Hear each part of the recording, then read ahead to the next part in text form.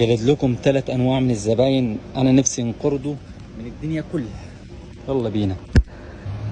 هو اللب ده سخن يا صاحبي؟ اللب ده سخن.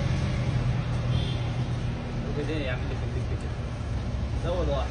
وتاني واحد يا جماعه بص بيقول لك يعني يبقى واقف هو ما بيعملش اي حاجه. هو طلب مني مثلا ب 10 ب 10 ب 10 ب 10 ووقف ما عملش اي حاجه ولا طلع فلوس من جيبه. عملت له ب 10 و10 و10 و10 بعد كده قلت له اتفضل. اتفاجئ بالكيس قال ماشي. راح مطلع الحساب. يجي يطلع الحساب ايه بعد ما يعبي الحاجه وبعد ما يعبي له الكيس وبعد ما اديله كل حاجه فيطلع الحساب ويديني. طب ما انت كده كده واقف. ايه الدنيا انت كده كده واقف يا زعيم. طلع فلوسك اديك يا باشا واديني الفلوس وننجز. مش انا اعبي وتقعد تتفرج عليا وتدوق في اللب والكلام ده بعد ما اديك الكيس.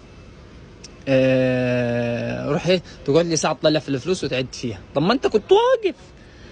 ارحموا عقولنا اقسم بالله.